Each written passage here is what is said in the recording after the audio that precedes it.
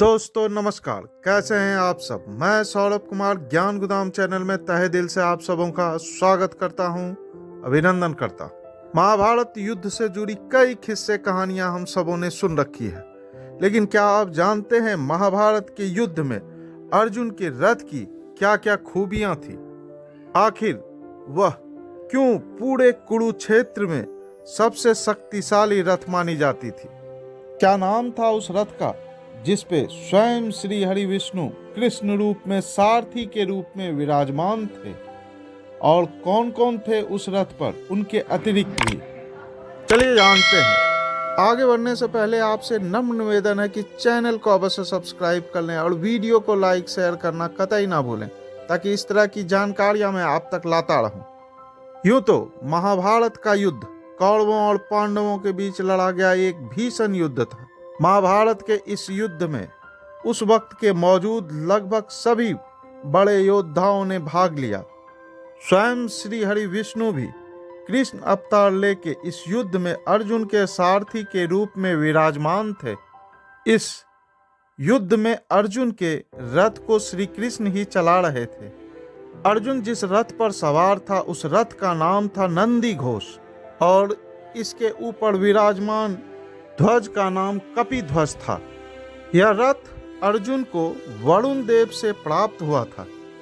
यह रथ पूरी तरह से सफेद रंग का था। इसमें 4 घोड़े जोते जाते थे। इन 4 घोड़े का नाम सैव्य, सुग्रीव, मेघपुष और बहालक था। ये सभी अश्व गंधर्वराज चित्ररथ ने दिया था। ये वायु के समान वेगशाली थे। इस रथ की सबसे बड़ी खूबी थी कि यह पृथ्वी हो, आकाश हो, स्वर्ग हो आदि कोई भी स्थान हो, इसमें अपनी पूर्ण गति के साथ यह चल सकती थी। युद्ध के समय अगर इसका कोई भी घोड़ा मारा जाता था तो पुनः नया घोड़ा उत्पन्न होकर उसकी स्थान ले लिया करता था। इस रथ पे विराजमान होने के कारण अर्जुन को श्वेत वाहन नाम भी मिला था। महाभारत युद्ध प्रारंभ होने से पहले अर्जुन ने श्री कृष्ण जी के कहने पे हनुमान जी का आवाहन कर उनको अपने रथ के ऊपर पताका के साथ विराजमान किया था। हनुमान जी के विराजमान मान से ही इस रथ पर किए जा रहे अनेक ब्रह्मास्त्र और दिव्यास्त्र के प्रभाव के कारण भी यह रथ ज्यों का त्यों बना हुआ था। वहीं अर्जुन के इस रथ को श्री कृष्ण स्वयं चला रहे थे।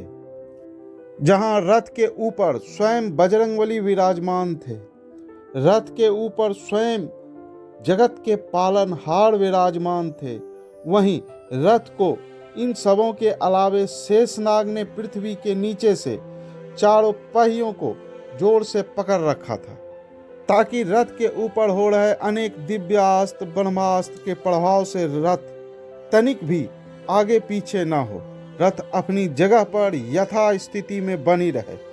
शेषनाग जी के पकड़ के कारण ही रथ अनेक दिव्यास्त्र और ब्रह्मास्त्र के प्रभाव से तनिक भी पीछे नहीं खिसकती थी। इस रथ का निर्माण स्वयं भगवान विश्वकर्मा ने किया था। इसमें लगे हुए ध्वज की खूबी यह थी कि यह ध्वज 1 योजन तक संपूर्ण दिशाओं में व्याप्त था। भगवान विश्वकर्मा ने एक ऐसी माया रची थी कि यह ध्वज वृक्षों से अथवा किसी अन्य चीजों से अवरुद्ध होने पर भी कहीं अटकता नहीं था।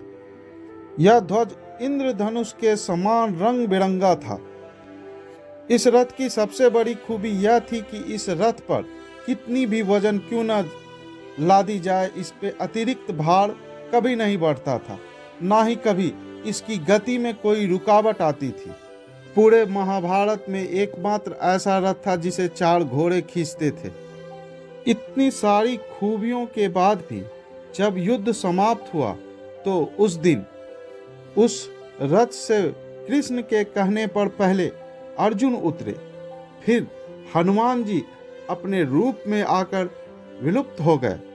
शेषनाग जी जिन्होंने रथ को नीचे से यानी रथ के पहिए को नीचे से पकड़ रखा था, उन्होंने पहिए को छोड़कर पाताल लोक चले गए और अंत में स्वयं श्री कृष्ण इस रथ से उतरे ज्यों ही श्री कृष्ण इस रथ से उतरे उसी वक्त यह रथ जलकर भस्म हो गया।